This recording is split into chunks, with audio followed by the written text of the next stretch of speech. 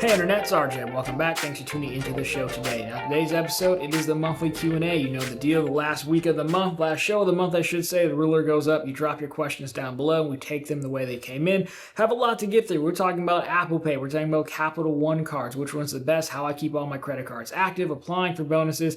Inevitably, someone asks about the government and even, player two situations. So we'll break it all down. We tend to go long here, so chapters tool down below for you. But of course, go ahead, press the subscribe button, and let's get to work.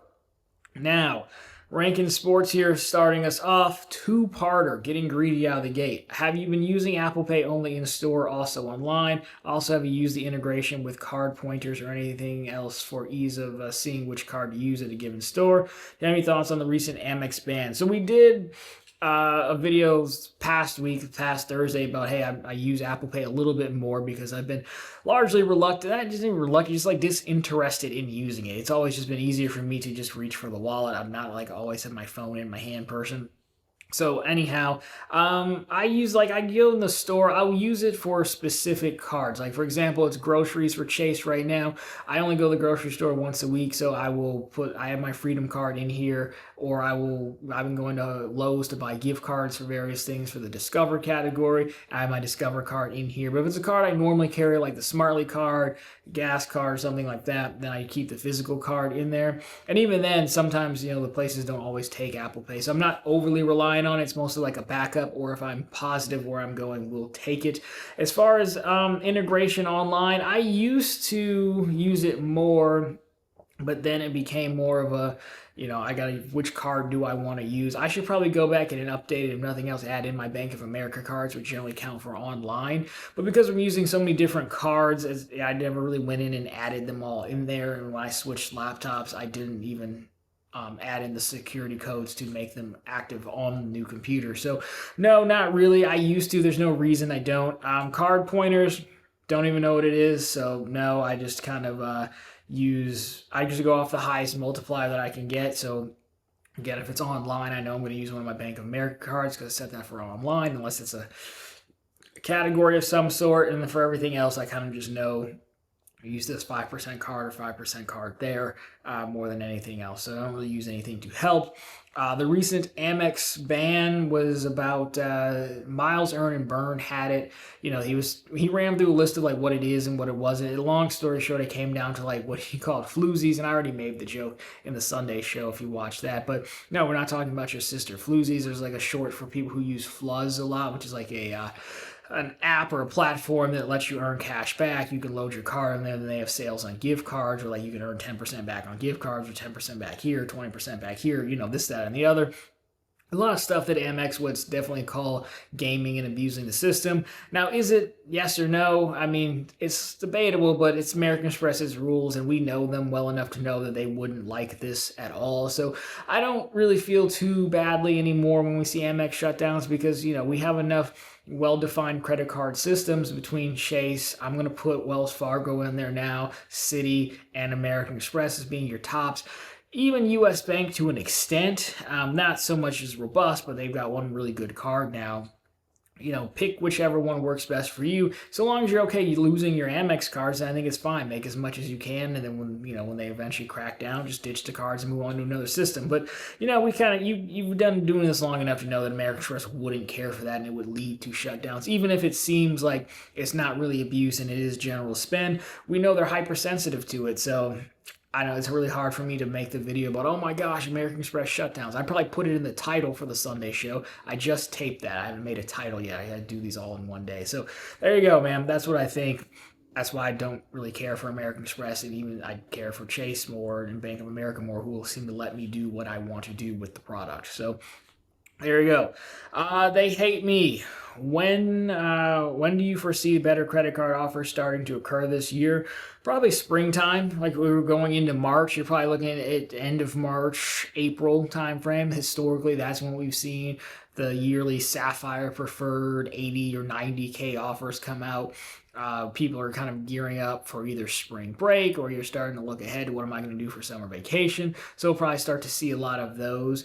That's historically seems what happened. It also seems to be they kind of rotate the offers a little bit, right? Chase will focus heavy on ink cards. I don't think we'll see the ink cards come back that strongly anytime soon. They probably hit their quota for some time now. But spring seems to be more personal cards, Sapphire line. Maybe we'll even see the Freedom or Freedom Flex come back. So I'd say Q2.5 to 3 more or less will be your good offers. And even then, when we're talking about good offers, we really kind of just mean Chase, because I don't foresee Wells Fargo offers going higher. Sometimes they might go $50 higher, like the autograph card, I think is like goes to 300 to 350 sometimes, things like that. You might see an extra $50 on a cash plus or something like that. But as far as like the large offers, we're really only talking about Chase. I mean, maybe some of the American Express offers. If American Express ends up refreshing the Platinum card or the Green, for example, then we'll probably see a surge in those. I'm going to guess those happen probably later in the year, like towards late summer. Just a total guess, but I don't see the Strata card going higher, the Journey card going higher. I don't see any of those going higher. So when we're talking about better offers, we're talking about slight $50 increases here and there, which is still good because you're still talking about cards that are free, but $50 more on a keeper card, why not? But we're probably talking about the Sapphire, maybe the Freedoms. Maybe some of the hotel and travel cards would see some of their higher offers come back as well, as people get ready for spring break and summer vacation, I would think. But admittedly, I don't pay too much attention to those. I know one of the venture cards that we'll talk about in here does have a higher offer going on right now. So I think that seems to be the spot. Spring, summer, and then maybe a last push towards the fall, more or less. So that's what I hope. And if we do see high offers, we do cover them on occasion on Run on the Bank as well. So we will break them down for you there, especially if the bank bonuses are slow. Random Mac account name checks out. With your recent video on Apple Pay, do you think cards will eventually be all digital, with physical cards eventually disappearing? I think it's a possibility, but you're talking about ways and ways and ways down the future into the future. First and foremost, because printing cards is someone's job and someone's business, and anytime you want to get into that, like someone's going to fight really hard to preserve their livelihood, and there are companies based on printing cards and mailing cards. So you got to figure out that. And then it's like, why add? Having both seems to be the answer, because why add another friction point when you're going to have customers around for a long time who are used to doing the swipe or the tap or things like that, right? I don't want, if I'm on a storefront, I don't want to be like, I only take digital payments, right? Or why would I want to alienate a customer base like that? Anyone, I want you to be able to give me money however you want me to give you money. And so I think overall for a bank, cards are very low maintenance, to keep, to send you a new one that I don't think they're going to get away with them anytime soon. Could we get to a world where it's all digital? Yeah, potentially. I mean, I think the government would want us to do that. This is partly why my theory on why the government stays away from taxing your points, because they want people to use them. And if I put it into an app, it probably makes it that much easier. I believe you can get that much more data from it. And look how much data you get on an Apple Card transaction versus a regular transaction, for example, or through the app transaction, So yes, but not, I think we got a long ways to go for that to happen. I can see I think we'll just support both for a while, and we'll start trending towards more and more mobile payments because there's security. Younger people find it more convenient to have it on their phone, on their watch, things like that. But I don't think you get rid of them, just like places still take cash. And we've tried to get rid of cash in certain places, and then the rule came out. I don't know if it's a rule everywhere, but the pushback was like it's discriminatory, which is total BS. But they're saying it's discriminatory, and what they were trying to say is like people who don't have bank accounts, they pay in cash. But again, I think the government wants us to pay in cards and pay digitally more and more, so it's easier to track. But that's what happened when we tried to get rid of cash, and places tried to stop taking cash. So I don't think we'll be there yet. Someone will, well, it's discriminatory to people who don't have a smartphone. There are some out there, right? So anyways, long answer, yes, I think we're trending that way, but it's going to be a while. Most likely we just support both the way we support cash and mobile and card payments. Now, good question. Cardi B dude, what's your opinion between the Venture 1 versus regular 95 Venture? Which card is best for who? Not to be offensive, I think they both suck. So the base Venture is, like what, point 1.25 cents back on everything, and the $95 one is 2 miles back on everything. Yeah, you get the global entry deal, once every 4 years, but I mean, there's cheaper ways to get stuff, travel insurances. I look at something like a Wells Fargo autograph card that gives me 3 back on a lot more, plus some travel insurances, plus no foreign transaction fees, I'm pretty sure, for free. So when I look at the venture card, I'm like, what am I paying $95 for? You can get most of that stuff everywhere. If you don't even care about the insurances, and off the top of my head, I don't know what insurances it offers. And this is the same thing as a double cash, just for $95 more. The other one, the venture one, again, it's a free card at 1.25. Like, you might just get a double cash and just pay cash for what you're doing for. So I don't think either one. I think both of those cards are in a desperate refresh, but to answer the spirit need of a desperate refresh, to stick with your question, who are they good for? Well, I mean, for Capital One, I do think if you're just trying to get a credit card and you want to travel and you can't get approved for anything else, then maybe the venture one. But again, I don't know why you do the $95 one. I don't see anything there beyond the intro offer for $95. So I guess if you're like, hey, I know the venture one has like the tiers, like I'm building credit or something, then yeah, sure. If you just prefer a travel card and miles and you're trying to rebuild, then sure. But outside of that, these cards are in need of major refresh. The Venture X still being so good, I'm not sure why they've been neglected these for so long. Especially at 90. I mean, you can get so much more for 90. If you look at $95, you've got the Autograph Journey, which is a fan favorite of mine. You have the City Strata, which is a really good card. Even the Sapphire Preferred, which gets knocked on, but it's still better than this. So the $95 tranche. Venture is terrible. So I don't know if I offended you. Like, you have those cards or not. Like, I just don't care for them in the least bit. Carl and Rob here. Anyone else have trouble with US Bank app linking credit cards and checking accounts? I mean, I can't say that I've really tried much. If I am going to link things, I generally do it on desktop. That's kind of how I've done it. I have linked an account or two, but nothing crazy. I'm not one to go through and link all of my accounts, but I do need to find a new bank to do that, because Ally, every so often, no matter how many linked accounts I delete, Ally's like, you're over your cap, even though I'm down to like 5 linked accounts. So I'm not going to call in and make another ticket. It took them 3 months to fix it last time. So I feel your pain, all that to say. With US Bank, I always just do it on desktop. I've linked a few things, but I haven't heard of anyone having any problems. So if you do, let our guy know down below. But I have not. I am using US Bank significantly more than I have in the past because of Smartly now. So I do have linked some things, but nothing crazy to the extent that I was linking it with Ally. I did have a little bit of an issue making my IRA contribution in January, but there were 2 ways to do it. There's a button you click that says make contribution. That wouldn't go anywhere. But if I went into transfers, it did allow me to do it. So I can relate to you, but not specifically what you're talking about. Sorry. Matt Kramer here. Considering product changing from my existing Chase Marriott card to the Ritz. One of the considerations is the ability to add authorized users. Did adding an authorized user generate a hard credit inquiry? He believes the answer is no. Any plans to expand the Discord to include other churning areas like meal kits, buying groups, or gift cards, etc.? So no, I don't believe that there's going to be a hard pull. I did quickly Google it. At least the Gemini thing that pops up says no. I mean, a lot of more issuers have taken to requesting social security numbers for authorized users, just to try to protect themselves a little bit more and to know who's, in quotes, using their product. But overall, as you, sir, would be the owner of the account, and they're not actually extending them credit. They're just using the same pool that you have. From what I understand, there is no credit pull for them. But again, if you're providing the social, it will show up on the report, which could be of help to them. So I would say you're good to go there. As far as plans to expand the Discord, so if you don't know, I love a good chance to plug stuff. So the Discord, Profitable Content Pro, I think that's what I call it. That's the main perk of channel memberships. $5 a month, cancel anytime. It's a Discord server shared between this channel and the main channel. The join button will tell you more. I really need to reshoot that video, but the gist of it is assembling some of the best bonus hunters in the game to find bonuses, refer one another, be long-lost relatives to help us get into credit unions, and of course use member links in videos and blog posts. So I'm not opposed to adding more channels in the Discord if people want to talk about meal kits or buying groups or gift cards.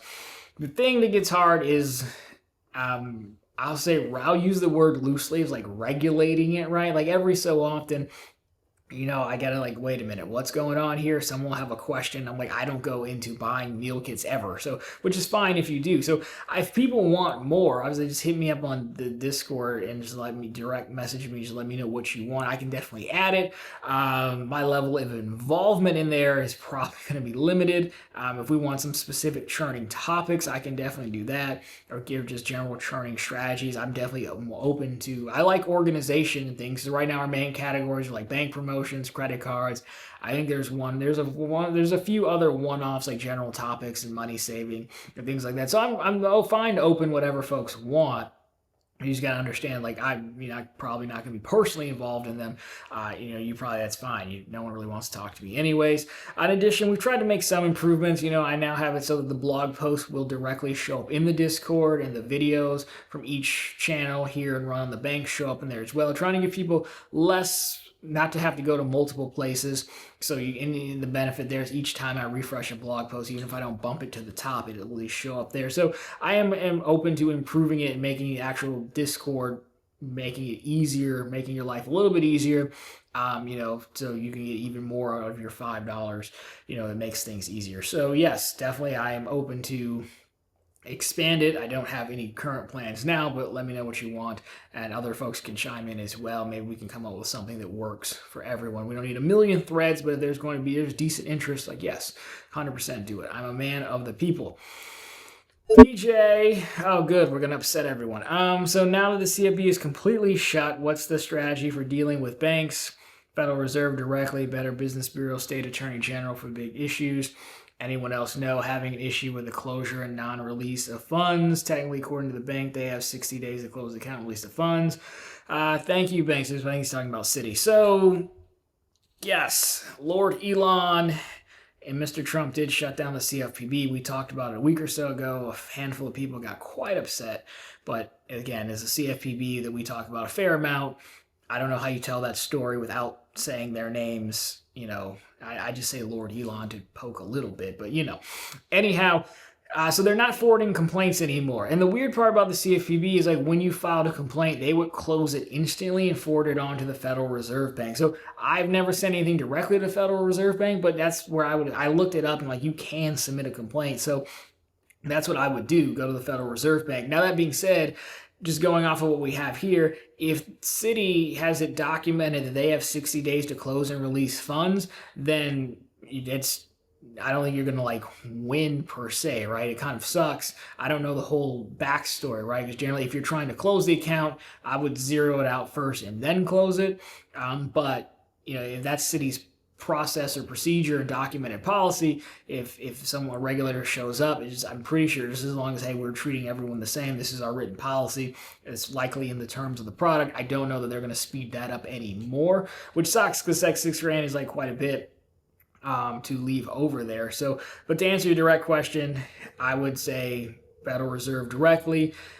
For a big issue, not just my $300 bonus, but State Attorney General for large issues like you point out, yes. For me personally, I'll probably just let it go.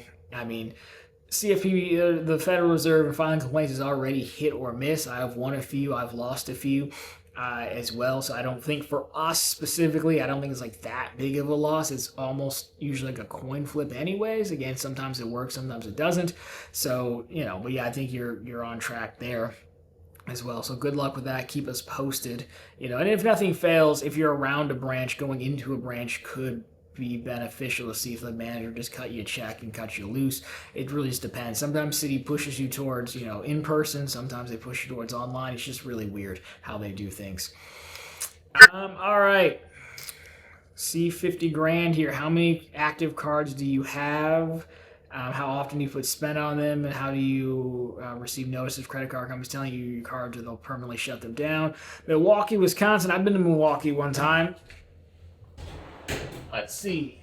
I went to take my Six Sigma green belt test out there. I'm a black belt now, shout out. But no, I went out to Milwaukee. That's where the American Society of Quality is headquartered. I went out there. So let's see.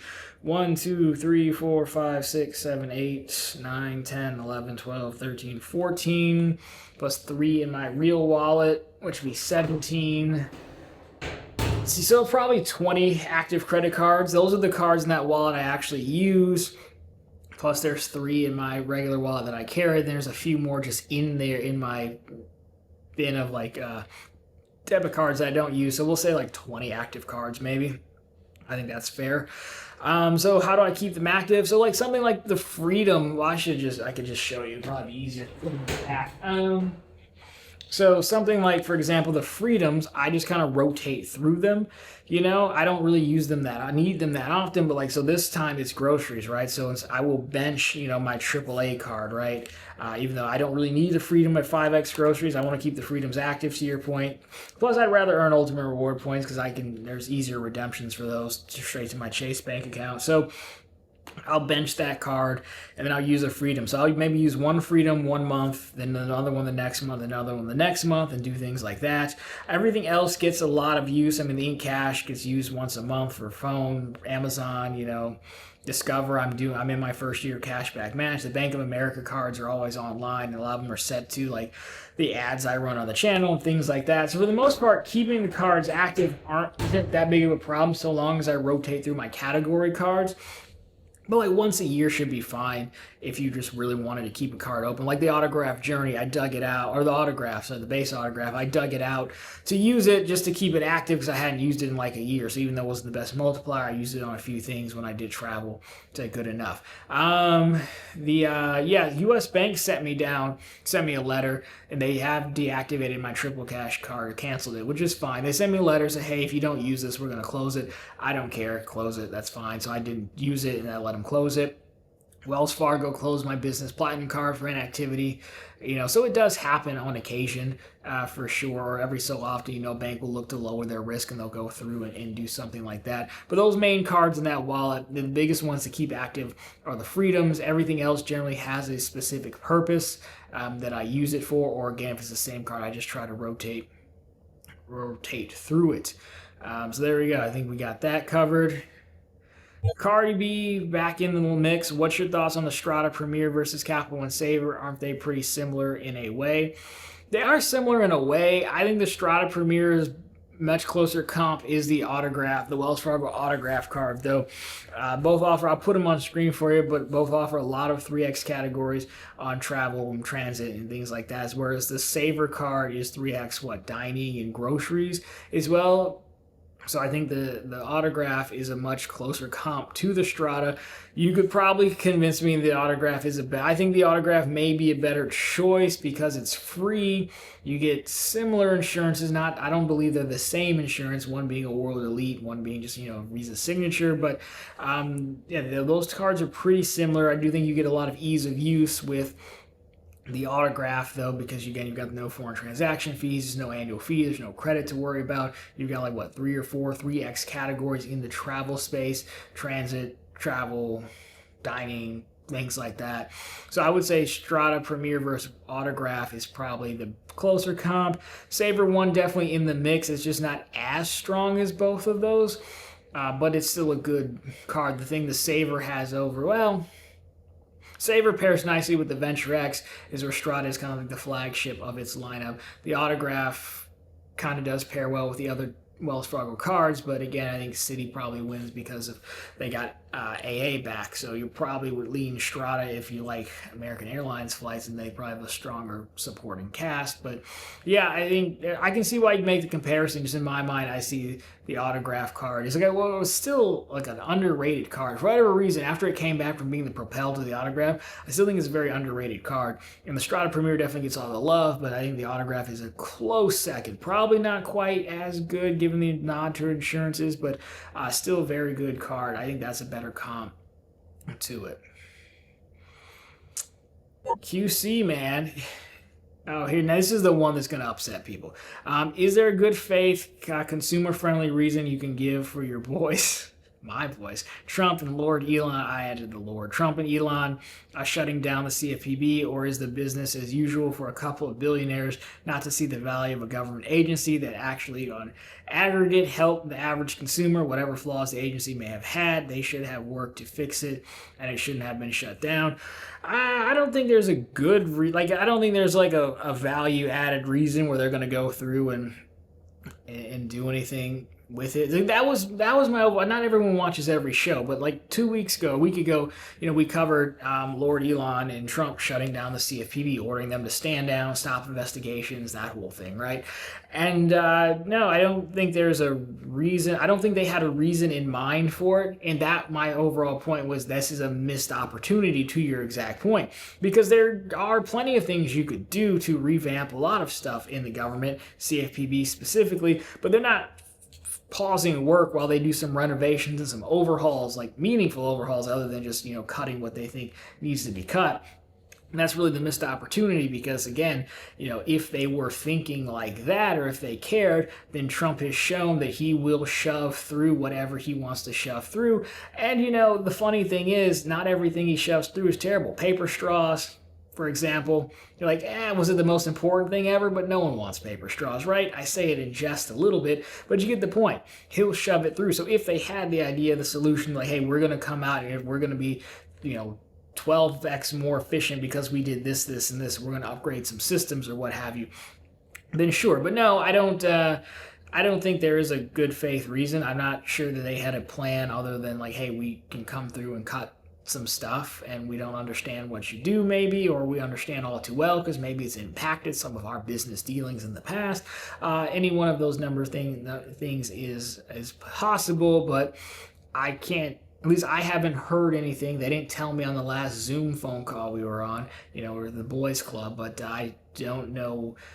They haven't said. So sure, is it possible? Yes, but unlikely? Yes. I don't think there is a plan here, even as they go through and they say we're cutting folks in the IRS, right? I haven't heard why. I don't believe they owe me that answer. I'm not saying it like that either. They're their own men. They can do what they want because they're in charge. But if you were cutting in the IRS and you say, hey, we're cutting because, wow, our tax code is very complicated and these are the people who make it complicated, I want to get them out of the way, makes a lot of sense, but that's not what they're saying.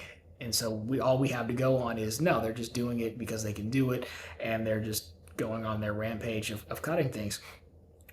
But I will say, if they actually end up sending out people $5,000 checks, man, watch out. So, no, I think you asked the question fairly. Don't kill him in the comments. You can kill me if you want. I do answer them all, but I think that was a fair question.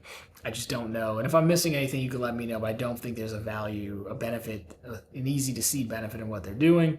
So let's keep going. Professor, wanted to get your thoughts on whether you think U.S. Bank is attempting to target the more wealthy or the fixed income, given their recent introduction with the Smartly credit card, along with them being more lenient with secured credit card approvals than other banks, such as PNC, where they're more strict about any details. So I don't have any details, but I think what U.S. Bank is doing, I think the secured card's a separate thing. They've had some of the better secured cards because it's basically Cash Plus and the Altitude Go in secured format. So those are good, and people with no money eventually become people with money. So I don't think you ever want to exclude those folks because there's potential and there's low upside. There's low risk. Like the secured card, I'm not really betting anything because you're giving me your money. So I can, still give you a product. If you amount to anything, great. I can maybe reap benefit from that, from having the relationship when no one else would. But if not, well, I didn't really lose much. Low risk bet. So that's, I think, a little bit separate. But they are good at the secured cards. I do recommend them and Capital One the most. Now to Smartly, I think what they're doing with Smartly is they seem to be targeting the low end and the high end, because there's not a lot of middle. So for $5,000 with U.S. Bank, which many people who already bank with U.S. Bank probably already have, because you probably already have the checking account, maybe you have the savings account already, what have you, you get 2.5%, right? So it means I want to be very inclusive at the bottom end, and at the top end, I also want the people with, not that 100 grand is that much money really, but I want those folks as well. Now, the middle end, of course, I know there's like a $50,000 tranche, but you could still have broken up the tranches a little bit more to increase 0.5%, so you go from 5,000, isn't like the next tier's like was this like 50,000 to get 3%, I think. I don't remember off the top of my head. And then you go to like 3.5. Like you could have, they skipped some tiers. You could have increased 0.5% each way and done something like, at 5, at 25, at 50, at 75, 100, something like that. But they seem to have skipped the middle tranche. So give me the low end. And because, I want to get you in early, right? Hey, most people don't want 12 credit cards. I want one. And wow, I got 2.5%. That's pretty cool on a sick metal credit card. Yeah, I'm just kind of more likely to open more US Bank products, put more money with them. We do believe Smartly Reserve is coming at some point. And on the other end, I've got you to move, not that many people. I don't think that many people are going to just do partial transfer of a brokerage account, but I'm stealing you away from other banks. I'm giving you stuff that you really can't get anywhere else. Even in Bank of America, I mean, it's comparable, but still, their program, they went for the harder thing first. So to answer your question, I think it's two separate things. I think that's why they do secured cards. I think that's what Smartly is doing. Give me some people at the low end. Let me capture the low end. Let me capture the high end. Then we'll figure out what we want to do in the middle. The middle is not exactly forgotten about, but there's definitely the most value at the top and the bottom. The middle, they could have broken it out a little bit more. So overall, I'm liking Smartly so far, though. QC man again here. I know you're not on team travel, but since you do travel a little bit every year and seem to stay in hotels and not Airbnbs, have you ever considered getting a keeper hotel card, moderately priced ones, $95 that have free night? So yeah, I don't really care for. I'm not that I've ever stayed at Airbnbs, but like if I go, my rules, got to have a gym, man. So I don't do Airbnbs too much, if ever. Actually, I don't think I've ever done it. So I've had like the Marriott $95 keeper card. The problem is I don't think there's enough value there. Yes, technically for $95 you can get a room that's $130. And you're making money, sure, but it's never been like enough for me to care that much. I didn't want to prepay $95 to save $25, $30 at some point in the future. I kind of think the low end, like you can get decent value on the low end, and then on the high end, like our guy with the Ritz-Carlton card or the Brilliant card, for example. But like the mid-tier stuff, I think has kind of been compressed in travel. So for me, those reward nights, there weren't really enough value there to keep the card, to pay the $95 just to get a reward cert for, again, even if you can get more out of it, like it could be a category, I don't know, I forget the category levels, maybe a 5 or 6 or something like that. The chances are that I'm still going to want to stay nights 2 and 3 at that same price was also the problem. So to max out the reward certificate, you got to stay at, the top end of that category to get full value of whatever the reward cert comes out to be. But then you still have maybe your night 2 or 3 that you'd have to pay cash for. If you're me and you don't want to cash out your points for travel, and so then I'm much more likely to just have picked the cheapest one I could find, more or less, depends on where you're at within reason, right? And so that was kind of the problem of those reward nights. Either I wasn't getting enough value, or in nights 2 or 3, if it was that long of a trip, I felt I was overpaying. And there just wasn't enough there to offset the card. I know they give you like some nights towards lifetime status, but I'm not getting lifetime status there. It doesn't really help me that much. Silver Elite's nothing, for example. So no, overall I just got tired of paying $95. So I think they work for a lot of people for sure. I can definitely see the value if you're like, hey, I'm not going to say like a terrible place as possible, but for me, no, I just didn't really care that much about it. Really, I'm just kind of the point where I'll just pay cash and be done with it. So that is why I don't really mess around with those cards too much. Here we go. Next up, Tech YouTube guy here, relatively new to being a channel member. Well, thank you, sir. That's cool. I'm loving it so far. That's good. What are your plans for the future in terms of our Discord channel membership? Also, lots of places for referral links. Which one do you use now for rotating links? So again, I think I plugged it earlier. We do have a Discord server. This guy is a channel member. That's fantastic. So as far as plans, I mean, kind of like what was it Kramer said, if you see something you want to add, by all means, you can message me. Doesn't mean I'm going to do it, but we can definitely talk about it. Some upgrades we've added, like, I got it so that the website, the blog posts come directly to the Discord. That was a whole thing. $200 later, I got it done. I made a section for like, personal referrals. If you do business, you trade referral links with another person. References, that's what it is. You can put a reference there so we can start to build a rapport and know who's who. I've done things like that. Try to combine, put more things in one spot so you have less places to go.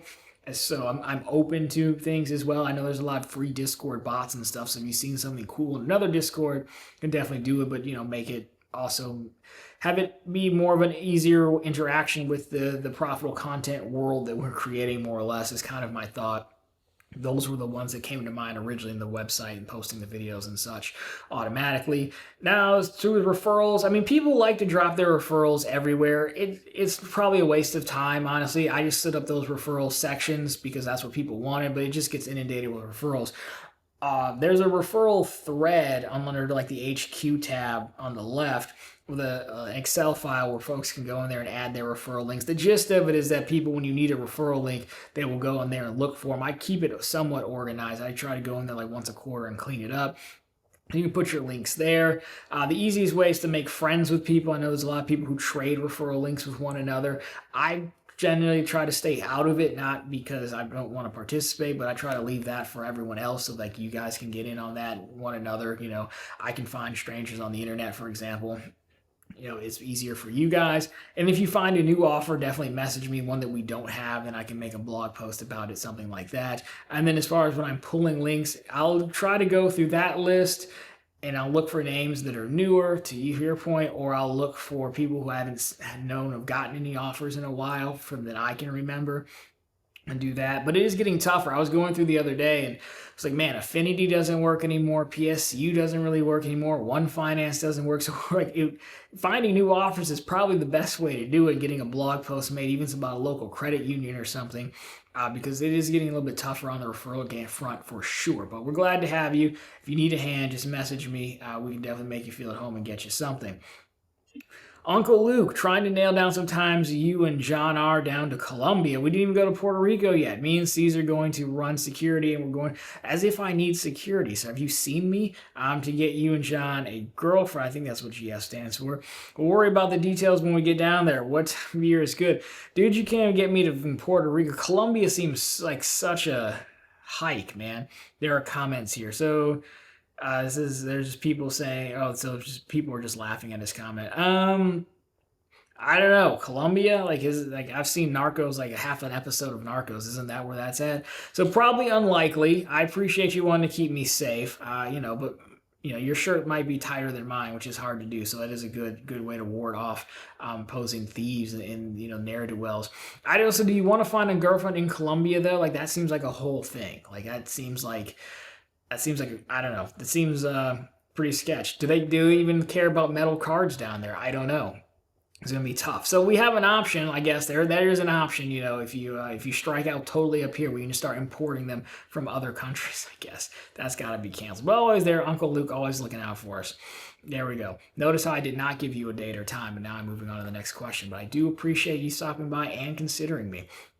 There we go. Matt. RJ, why don't banks transfer points to every loyalty program? The bank is buying the points as far as I can tell. Why be so exclusive? I don't know the true answer. I'm going to guess because they have exclusivity agreements, right? Like if I'm Delta and American Express, I put a lot of money in marketing into my budget and my partnership. And so I don't want everyone to have access to it because then it takes away the potential value from American Express. If I don't care for American Express, but I do like Delta, so ergo you kind of got to go to American Express, right? But if I can get that on Chase, if I can get that on Citi, it diminishes. I don't know why I just made the little Siri thing cut on, but it diminishes it, right? So that's why I'm going to guess that they don't do that. It's about exclusivity agrees. That's also what makes it harder for more people trying to break into the transfer game. I know Wells Fargo breaks into it, people crush them. It's but all the legacy transfer partners that you want are taken. So who do you really want them to get? We only really see people shared because of mergers, right? Marriott and SPG historically. We just saw American Airlines finally get brought over to Citi, but they were shared between Barclays because was it the U.S. Airways merger, somebody like that, So we really only see it like that. So I'm going to guess it's exclusivity deals is why. Now, who wants the exclusivity deal? It might just benefit both of them, honestly. You can't get American Express cards or miles or Hilton miles Hilton points anywhere else. You got to come to me. Hilton's a major chain that commands some weight, then I assume the issuer gets to buy the points at somewhat of a discount, but I'm going to guess it's exclusivity. If anyone really knows and worked in the business, I would love to know, but that's my guess.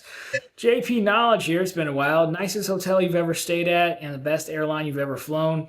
I mean, I only do Delta. I mean, I remember back when it used to be Northwest. I've done Spirit. I've done other ones, but the airline's easy enough. I just go Delta because it's a hub. It's not like I'm like a massive Delta fanboy. It's a hub down there, and they've got multiples to most places out of DTW. Nicest hotel. I'm partial to, I don't know how nice they are, but I'm partial to like the Marriott's. I forget the name, but there's one that has like a whole gym and like there's like a marquee by Marriott, because like they had like the one in DC had like a gym that was like 2 floors, which is a silly reason to like hotels, I know, but I like them because of that reason. Marquees have been pretty nice. That's about as much money as I'm going to expend, because in places like a DC or Chicago, for example, or Nashville, what have you, most hotels are going to be fairly priced in that range. So you jump up to like a Ritz or something like that. So then I might as well go to the place where I can lift heavy objects and keep I can save Luke from the Colombian cartels when he gets in a little bit over his head talking to the girls on my behalf. Of course, he's a family man. But so I'd say the Marquis chain from Marriott, which again, you got to tell me how nice that is. There's been like one Hyatt that was pretty nice in Manhattan. I don't remember the name of it, but I think it was fairly nice as well, but that was like I was using my FHR credit, and so that was years ago though. So I'm gonna say if I get my choice, it'll be like a Marquis from Marriott, because I might even be picking the name wrong. I don't even know. I just butchered this question, but he knows me. It's fine. Brady Smith here. RJ, thanks for all the hard work. Any update on the female situation? Apparently, we're going to Colombia and we're gonna sort that out. So there's your update.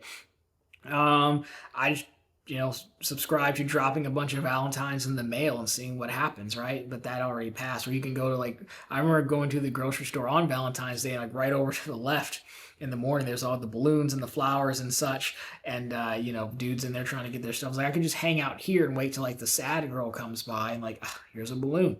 Didn't end up doing that, just got my groceries and went home. So no real update. Nothing's really happened. Drop some Valentines in the mail, just throw them out, see what happens. But here we are, still alone, talking to you guys, but where would we rather be? So I guess stay tuned for the Columbia excursion. We might have an update.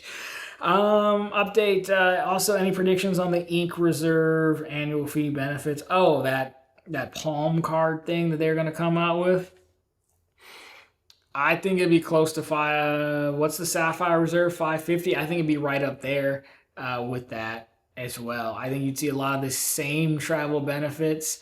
You get your priority passes, your insurances. It probably fit into the Ink line somehow with the points boost and things like that.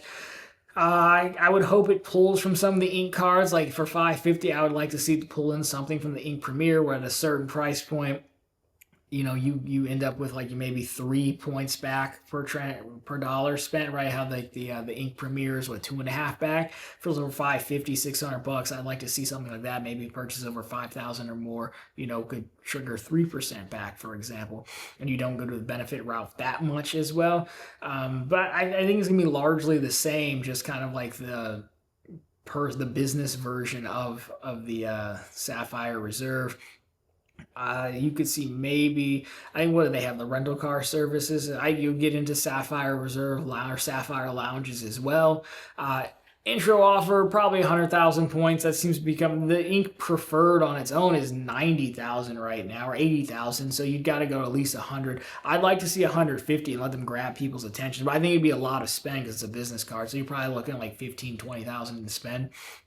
I would say, especially since they lowered the spend requirement on the Ink Preferred. So I think it'll be a decent amount of spend, but it should be 125,000, 150,000 points, I would hope, to get your attention.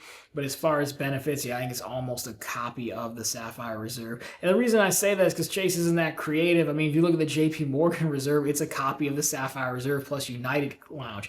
So is it a possibility they finally get someone to add lounge and hotel statuses to this thing? It's possible, but I just don't think their partners seem to want to do it. I mean, Chase would probably be happy to have a Hyatt thing on there. Hyatt just doesn't want to do it. Marriott the same way.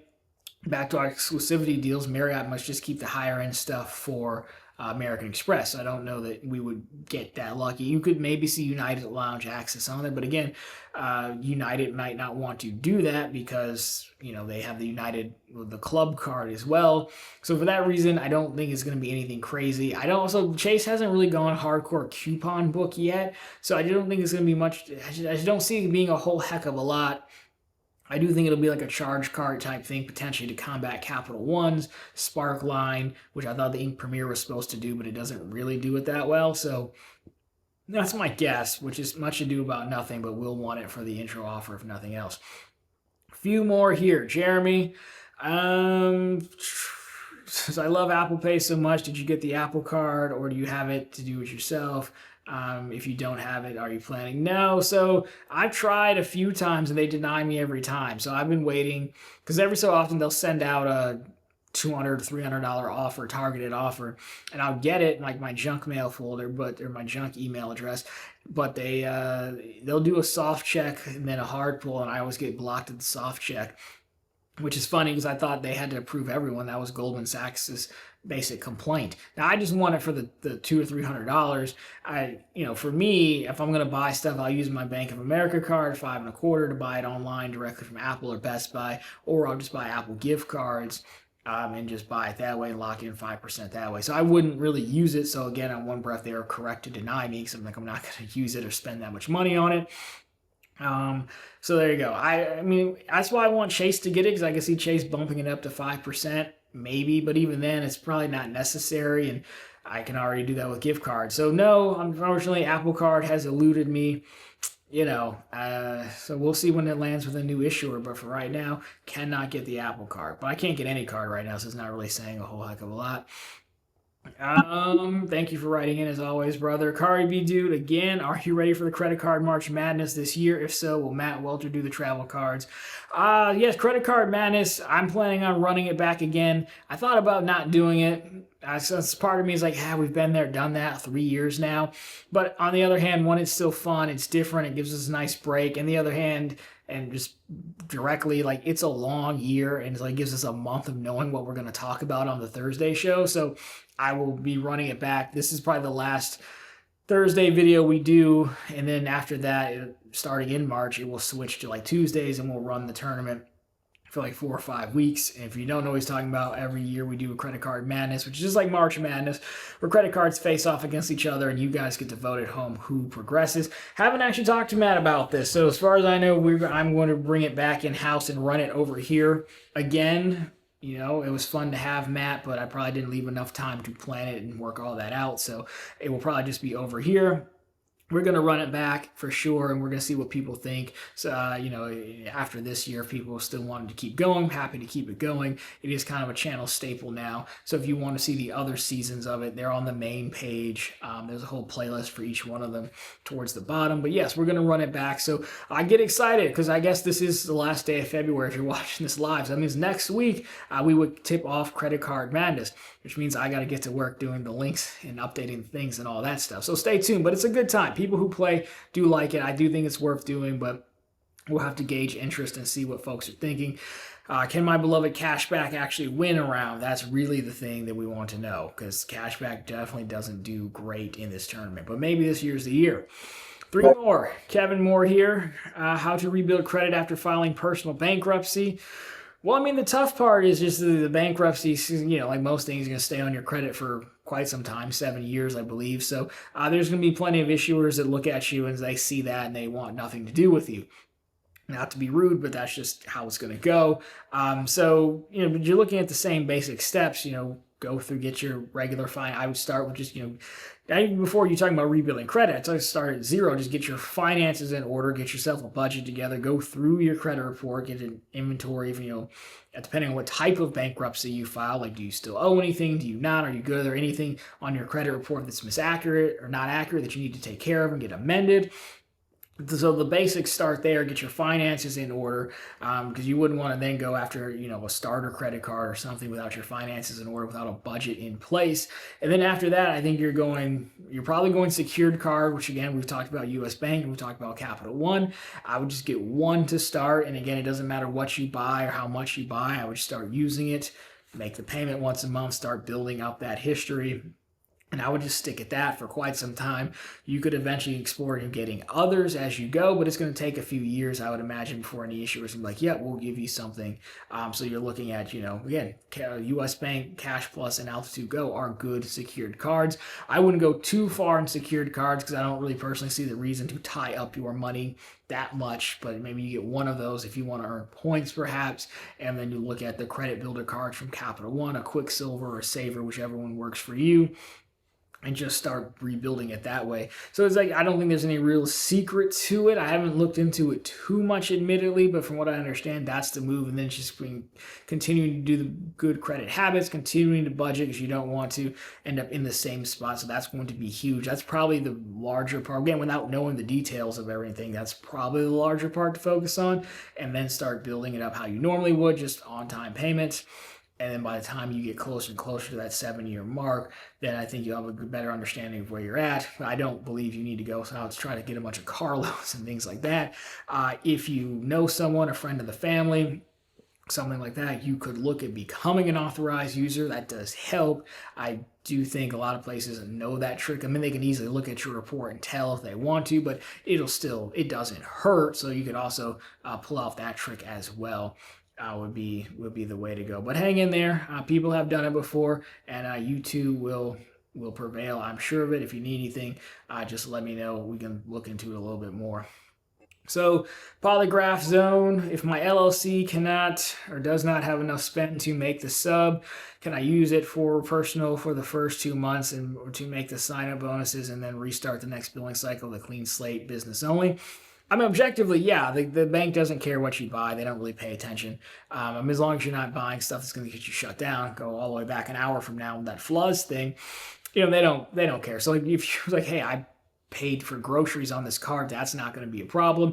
If you're asking for like, hey, as far as, business, I'm literally trying to keep business expenses separate, also not a problem. I think when you're just pulling your documentation, maybe you could, to make everything match, you could pay, if you spent $2,000 in personal funds, you could pay that portion of the $2,000 from your personal account, for example, instead of paying it from the business account.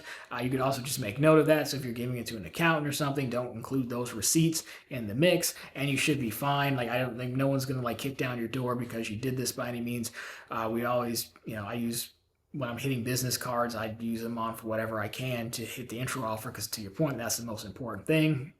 And then I think those are easy ways to try to potentially show a differentiation between the spending, right? Don't maybe, again, just pay that portion from your own personal account. So when everything's lining up, you're like, oh, that was personal. If you can go into it, sometimes you can categorize the charge as well if you're really using this for bookkeeping. So when you get to the end of the year, you can be like, oh, yep, this doesn't count. That was for this or that.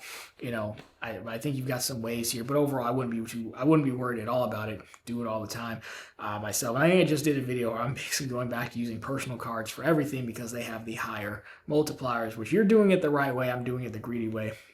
So yes, all that to say, I don't see any issues at all. Then once you've hit that, going forward, to your point, like, yes, this is just for business expenses, will probably make your life easier. Wouldn't make my life easier, but I'm just greedy. So, I think you're good to go there.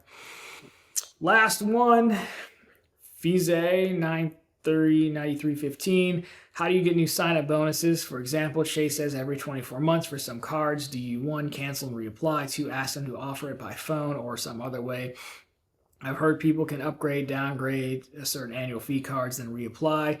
So I think we've got some videos on this. We'll stick to Chase, for example. I know we've got some product changing videos, so I'll take you through a quick example to close this out. So I've had the Sapphire cards twice now. So I had a Sapphire Preferred, get it, do the intro offer, keep it for 1 year. When the annual fee posts, I phone into Chase and I say, hey, I would like to product change this card to a Freedom Flex. They say, no problem, here you go. So a few things to note with that scenario. 1, it's not that hard to do. Just call in. But number 1, make sure you've already had the bonus on the card you're product changing, because there's no bonus on product changes because it's not a new account. Number 2, make sure you've had the card open for 1 year, especially the annual fee cards. They're not gonna want to change it if it hasn't been a year. So once the annual fee posts again, as long as you do it within 30 days, you should be good. No problem there. They just cancel out the annual fee. Number 3 is the family rule. So the Sapphire and the Freedom line sits in one product family. So you can move a Freedom Flex to a Freedom Unlimited to a Sapphire Preferred or a Sapphire Reserve. No problem. You could not change a Freedom card or a Sapphire card to a Marriott card or a United card to a Marriott card because those are all separate product families. So you got to make sure you're staying within the product family. You can also not change a personal card to a business card and vice versa for obvious reasons. So there's that. Now, as far as the rules on this, a lot of the rules with Chase say you can't currently hold the card, but they change it sometimes. With the Ink lineup, that used to be the rule, but then sometimes there's offers where they don't even say that at all, and you can hold it. So you kind of just have to see what they're offering in the terms and conditions. But that's why you see someone, say, hey, I'm going to cancel my Ink Unlimited, wait a month, then call, then just reapply.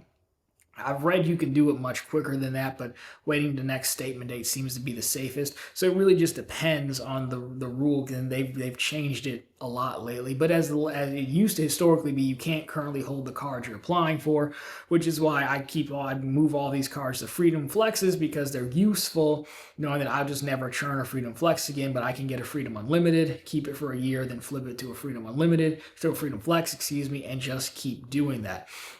So that rule used to apply for no annual fee cards as well. So to reiterate here, yes, you can product change. There's great value in product changing. You get more useful cards like more freedoms.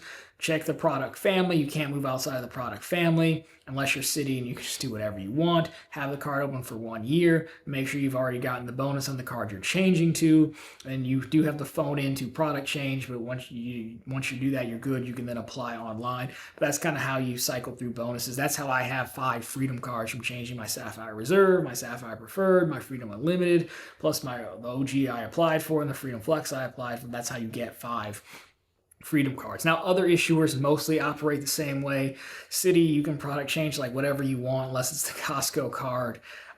Bank of America, I don't remember seeing you can't currently hold this card rule. So a lot of it depends on their rules, but you're spot on. Most of the time, you can't currently hold the card. That's why you see us flipping cards around so much. And then I like to wait a statement cycle. I've seen people do it much quicker, but that, my friend, is how you end up with 5 freedoms.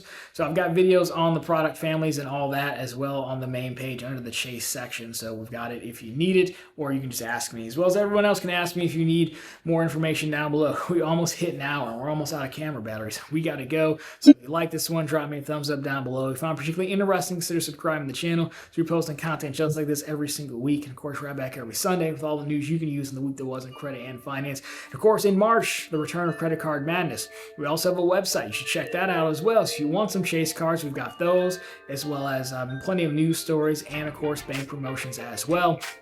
Anyways, guys, thank you so much for writing in, taking the time, and I'll talk to you very soon in the next one.